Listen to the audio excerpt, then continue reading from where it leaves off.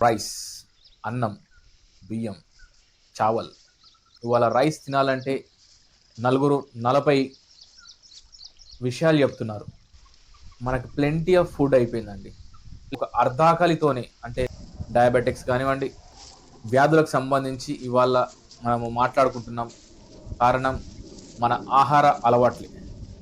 So, ముఖ్యంగా ఇష్టపడే అన్నం, రైస్ గురించి మాట్లాడుకుందాం. ఒక డాక్టర్‌తో స్నేహం ఎలా చేస్తారో, ఒక యాక్టర్‌తో మీరు స్నేహం ఎలా చేస్తారో, ఒక అవసరం ఉన్న వ్యక్తులతో మీరెలా కాకాపడతారో, అలాగే ఒక రైతుతో స్నేహం చేయండి. మీ యొక్క ఆరోగ్యానికి మంచిది. రైతుతో స్నేహం చేయడం గూడా అంతే ముఖ్యమనేసి రైతు దగ్గర నుంచే తీసుకునే విధంగా ఆలోచించండి. స్నేహం చేయండి. రైతుతో స్నేహం మీ ఆరోగ్యానికి శ్రేష్ట. నమస్తే. మీతో కాసేపు కార్యక్రమానికి స్వాగతం. నేను మీ భరత్ సంఘం, ఎల్‌పిడిఓ కేంద్రం నుంచి. అంటే local product development organization LPDO కేంద్రం నుంచి.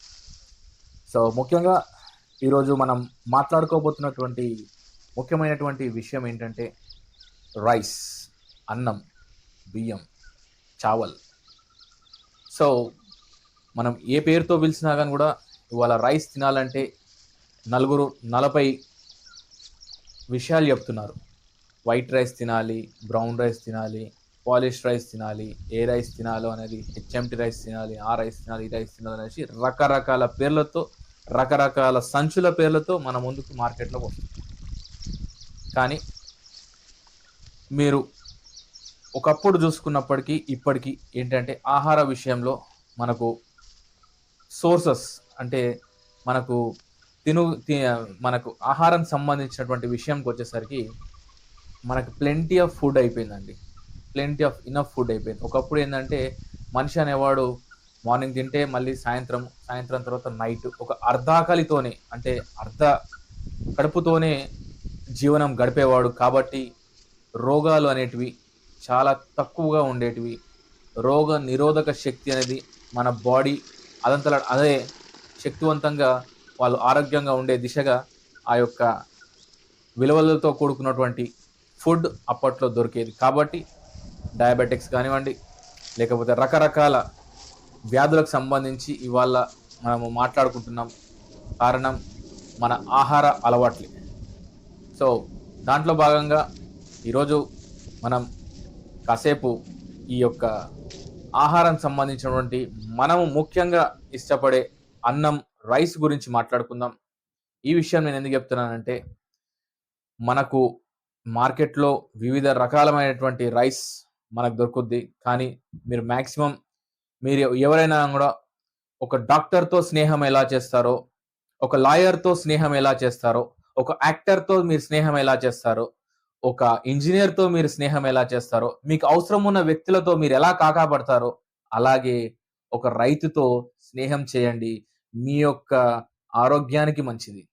ఎందుకు ఈ విషయం చెప్తున్నానంటే, రైతు ఎక్కడైనా గాని గూడా రైతే. రైతు రాజ్యం అని మనము మాటలకే వింటున్నాం గానీ, రైతు రాజ్యంని ఎలా చేయాలనే దానిపైన మాటలను ఆచరణలోకొచ్చే సందర్భాలు ఎక్కడ గూడా కనబడట్లేదు. సో, కాకపోతే ప్రజలం మనము అంటే పబ్లిక్ ఈ భూమి మీద బతకాలి అంటే మంచి ఆహారం తీసుకోవాలి. సో, ఆ ఆహారాన్ని పండించే రైతన్నతో స్నేహం చాలా ముఖ్యం. సో, మీరొక రైతుని ఎలా అయితే వివిధ రంగాలలో ఉన్న వాళ్ళతో ఎలా అయితే స్నేహాన్ని పెంచుకుంటారో, అలా ఒక రైతుని గూడా మీరు ఒక స్నేహపూరితమైన వాతావరణంలో వాళ్ళతో స్నేహం చేసి, వాళ్ళు పండించే వస్తువులను అంటే వాళ్ళు పండించే సరుకులను మీరు నేరుగా వాళ్ళ దగ్గర నుంచి దిగుమతి చేసుకునే ఆలోచన చేయమని నేను ముఖ్యంగా కోరుతున్నాను. ఈ విషయం ఎందుకంటే యెస్. నా షాప్‌లో కొనమని ప్రచారం చేసేవాళ్ళుంటారు. నా దగ్గర కొనమని ప్రచారం చేసేవాళ్ళుంటారు. ఆన్‌లైన్‌లో కొనమని ప్రచారం చేసేవాళ్ళుంటారు. కానీ నేను ఈ విషయాన్ని ఎందుకు క్లుప్తంగా చెప్తున్నానంటే, మీరు ఒక గుడికెళ్ళి ప్రార్థన చేయడం ఎంత ముఖ్యమో, ఒక రైతుతో స్నేహం చేయడం గూడా అంతే ముఖ్యమనేసి ఈ విషయాన్ని మీకు ఘంటాపథంగా చెప్తున్నాను. సో, రైతుతో స్నేహం చేయడం వల్ల రైతు పండించే ఆహార ధాన్యాలను మీ ఇంటికి నేరుగా అతనికి మీరు డబ్బును సమర్పించుకొనేసి మధ్యలో దళారులు లేకుండా మీ ఇంటికి వచ్చే విధంగా మీరు ఒక రూపాయి ఎక్కువ ఇచ్చినా పర్లేదు. ఎందుకంటే రైతు అనేవాడు బాగుంటేనే మనం ఆరోగ్యంగా ఉంటాం. మనం ఆరోగ్యంగా ఉంటేనే మన ఆస్తులను కాపాడుకుంటాం. మన ఆస్తులను కాపాడుకుంటే రేపు తరతరాలకు ఆ ఆస్తులను నిలబడే విధంగా ఉంటుంది. సో, ఆహారం విషయంలో చాలా జాగ్రత్తగా ఉండండి. సో, నేను పలు సందర్భాలలో రైతు వేదికలలో కానివ్వండి, లేపోతే రైతు సదస్సులలో గానివ్వండి, రైతుల యొక్క విలువల గురించి నా వంతు నేను చెప్తూ పోతున్నాను. ఆ క్రమంలో మన దగ్గరికి అప్రోచ్ అయిన వాళ్ళు, వాళ్ళ యొక్క సరుకులను అంటే పండించిన ధాన్యాలను మనం మన వంతుగా LPDO local product development organization త్రూగా వాళ్ళ యొక్క విలువైనటువంటి ధాన్యాలను మనము మార్కెట్‌కి లో అందించే కేంద్రమే మన ఎల్‌పిడిఓ కేంద్రం. దాంట్లో భాగంగా మనకు నిజాం సాగర్ త్రూ వచ్చే వాటర్ త్రూ పండించిన రైస్ అంటే సోనా మసూరి, రా రైస్, ఒక్క పంట బియ్యము వాళ్ళు మన దగ్గరికి అప్రోచ్ అవ్వడం జరిగింది. వాళ్ళు తిమ్మాపూర్ విలేజ్, బిర్కూర్ మండల్ నుంచి నేరుగా వచ్చి మన యొక్క వాళ్ళ యొక్క పండించినటువంటి ధాన్యాలను మన దగ్గర తీసుకొచ్చారు. అదే రా రైస్, సోనా మసూరి, బీపీటీ అని కూడా అంటారు. ఒక పంట బియ్యము అండ్ 1 ½ ఇయర్ ఓల్డ్ రైస్ ఇది. ఆరోగ్యానికి గూడా మీకు మంచిది. సో, కెనాల్ వాటర్ త్రూ వచ్చినటువంటి రైస్ అంటే మీకు తెలుసు సహజంగానే నదిలో నుంచి వచ్చే వాటర్‌లో మినరల్ వాల్యూస్‌తో పాటు మంచి పోషక విలువలతో కూడినటువంటి వాటర్ త్రూ పండించినటువంటి వడ్ల త్రూ వచ్చినటువంటి బియ్యమే మన దగ్గరికి వచ్చాయి. సో, ఎవరైనా గాని గూడా కావాలనుకున్న వాళ్ళు నేరుగా మన దగ్గరికి అప్రోచ్ అవ్వచ్చు. అండ్ ఆ రైస్‌ని శాంపుల్‌గా ఒక కేజీ పర్చేస్ చేసి, ఆ రైస్ ఎలా ఉందో చూసిన తర్వాతనే ఒక బ్యాగ్‌ని మీరు పర్చేస్ చేయాలనేసి నేను కోరుకుంటున్నాను. సో, ఇలా నేరుగా పండించే వాళ్ళ దగ్గర నుంచి తీసుకుంటే లాభం ఏంటంటే, ఫస్ట్ థింగ్ వాళ్ళ యొక్క పండించిన ధాన్యానికి కరెక్ట్ ధర లభిస్తుంది. అలాగే కరెక్ట్‌గా చేరుకుంటే ఆ యొక్క ధరలకు సంబంధించినటువంటి దళారులు లేకుండా వాళ్ళ యొక్క వ్యాపారంలో వాళ్ళు గూడా కాస్త ఇన్వాల్వ్‌మెంట్ ఉంటుంది. అలాగే వాళ్ళు పండించిన దానికి మంచి వాల్యూ ఉంటుంది. తద్వారా మనం గూడా తీసుకున్నప్పుడు వాళ్ళ దగ్గర నుంచి తీసుకున్నప్పుడు ఒక ఆహారవంతమైనటువంటి, ఒక నేచురల్ వాల్యూస్‌తోని కూడినటువంటి ధాన్యాలను మనం సేకరించిన వాళ్ళం అవుతామనేసి ఈ విషయాన్ని మీకు క్లుప్తంగా చెప్పదలుచుకున్నాను. అండ్ మీరు అడగొచ్చు ఇది ఆర్గానికా? నేచురలా? ఇనార్గానికా? లేపోతే నేను ఎప్పుడైనా గాని గూడా నా గత 15 ఏండ్ల నుంచి నా యొక్క ఈ ప్రస్థానం local product development outlet start చేసినప్పటి నుంచి చూసినప్పుడైతే పెద్ద పెద్ద మీడియా సంస్థలలో గూడా నేను ఇచ్చినటువంటి ఇంటర్వ్యూస్‌లలో నేను చెప్పినది ఒకటే మాట. ఇనార్గానిక్ గ్రామాలలో ఆర్గానిక్ ప్రొడక్ట్స్ అనేసి మన పట్టణాలలో బోర్డులు పెట్టుకున్నంత మాత్రాన ఆ వచ్చిన ఐటెమ్స్ ఆర్గానిక్‌గా ఎలా చెప్పగలుగుతాం? మన వాతావరణం మనమంతా కాలుష్యం చేసేసాము. సో, భూమి ఎంత వాల్యుబుల్‌గా ఉంటుందో ఈ పండించే క్రమంలో వాతావరణం గూడా అంతే వాల్యూగా ఉండాలంటే మనం క్రమశిక్షణతోని ఉన్నప్పుడే ఇదంతా జరుగుతుంది. సో, ఈ ఆర్గానిక్ ఈ యొక్క సేంద్రియ పద్ధతులు ఇవన్నీ గూడా మనము వ్యాపార నిమిత్తము ఉపయోగించే పదాలే తప్ప రియల్‌గా రైతులకు ఉపయోగపడేది ఏమీ లేదు ఇందులో అనేసి నేను ఘంటాపథంగా చెప్తున్నాను.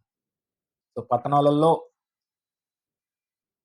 టిప్పు టాపు షాపులు పెట్టి, లైట్లు పెట్టి, రకరకాల పేర్లు పెట్టి, కట్టలు, బుట్టలు, గంపలు, ఆర్గానికు, ఇనార్గానికు ఏవేవో రకరకాల పేర్లు పెట్టి, ఒక హయ్యర్ క్లాస్ వాళ్ళని అట్రాక్ట్ చేసే బిజినెస్ మనం చెయ్యము. సామాన్యుడు గూడా మంచి ఉత్పత్తి రంగానికి చెందినటువంటి ఆహారాన్ని అందించే ప్రయత్నమే మన లోకల్ ప్రొడక్ట్ డెవలప్‌మెంట్ ఆర్గనైజేషన్ చేస్తున్నటువంటి ప్రయత్నం. సో, దాంట్లో భాగంగా నేను మీకు అదే చెప్తున్నాను. మీరొక రైతుతో స్నేహం చేయండి. ఇందాక నేను చెప్పానే అన్ని రంగాల వాళ్ళతో మీరెలా అయితే స్నేహం చేస్తారో, అలాగే ఒక రైతుతో గూడా స్నేహం చేస్తే ఈ దేశం అభివృద్ధి బాటలో రైతనేవాడు ఆరోగ్యంగా ఉంటే మనం ఆరోగ్యంగా ఉంటాం. ఎందుకంటే చెప్పుకుంటూ పోతే చాలా విషయాలున్నాయి. కానీ మనము యువశక్తి రైతు వైపు వెళ్ళే వాళ్ళని ఎంకరేజ్‌మెంట్‌లో భాగంగా వాళ్ళని ప్రోత్సహించాలనే ఉద్దేశ్యంతో చేస్తున్నటువంటి కార్యక్రమమే. ఎందుకంటే ఒక ఎంకరేజ్‌మెంట్ లేకపోతే రైతు అనేవాడు ముందుకు రాడు. అలా అనేసి రైతు పండించిన ప్రతి ధాన్యం కొన్ని నెలలు ఎదురు చూసిన తర్వాతనే, ఆ ధాన్యం చేతికొచ్చిన తర్వాతనే వాళ్ళకి ఆ విలువలు దక్కుతాయి. దానికి వాల్యూ అనేది వస్తుంది. సో, రైతు అనేవాడు ఎప్పుడు గూడా ఒక ఒకవైపు మొగుళ్ళని చూడాల్సొస్తుంది. ఒకవైపు వానని చూడాల్సొస్తుంది. ఒకవైపు పంట పొలాలను చూసుకోవాల్సొస్తుంది. సో, ఇదొకలాంటి జూదంతో కూడుకున్నటువంటి ఆహారాన్ని పండించేటువంటి క్రియ రైతు చేసేటువంటి ప్రక్రియ. సో, ఈ విషయాన్ని నేను మీకెందుకు చెప్తున్నానంటే, కాస్త మీరు ఆలోచించి రైతుని స్నేహం చేస్తారనేసి కొద్దిగా ఒక ఆశయంతో ఈ ఒక ముందు అడేస్తున్నటువంటి అడుగు లోకల్ ప్రొడక్ట్ డెవలప్‌మెంట్ ఆర్గనైజేషన్ చెప్తున్నటువంటి మాట. సో, రైతు పండించినటువంటి ధాన్యాలను నేరుగా సేకరించండి. అలా ఎవరైనా చేస్తున్న వాళ్ళ దగ్గర నుంచి మీరు చేయూతనిస్తే రైతుకి నేరుగా మీరు సపోర్ట్ చేసిన వాళ్ళవుతారనేసి ఈ యొక్క విషయాన్ని ఇంతగా చెప్పడానికి బలమైన కారణం, రైతుతో స్నేహం చేయండి, ఆరోగ్యంగా ఉండండి. మంచిగా అంటే రైతు పండించినటువంటి సరుకులు మీరు నేరుగా తీసుకునే విధంగా ప్రయత్నించండి. మీరు రైతుకి సపోర్ట్ చేసిన వాళ్ళవుతారు. అలాగే రైతుల పేర్లు చెప్పుకొనేసి వ్యాపారం చేసే వాళ్ళకు కాస్త మీరు బ్రేకులు వేసిన వాళ్ళు గూడా అవుతారనేసి నేను ఈ విషయాన్ని మీకు చెప్తున్నాను. సో, ఇవాళ మనకు Nizam Sagar canal water through పండించినటువంటి రైస్ అంటే బియ్యము 1 ½ ఇయర్ ఓల్డ్ రైస్ మనకు రావడం జరిగింది. బిర్కూర్ మండల్, తిమ్మాపూర్ విలేజ్ నుంచి. సో, దేవులపల్లి శ్రీనివాస్, సరోజ గారు ఈ యొక్క వ్యవసాయం చేసి వాళ్ళు నేరుగా మన హైదరాబాద్, మన ఎల్‌పిడిఓ కేంద్రానికి సప్లై చేశారు. ఈ యొక్క రైస్. ఈ రైస్ అవైలబుల్‌గా ఉంటుంది మన దగ్గర. రా రైస్, కెనాల్ వాటర్ త్రూ పండించినటువంటి రైస్.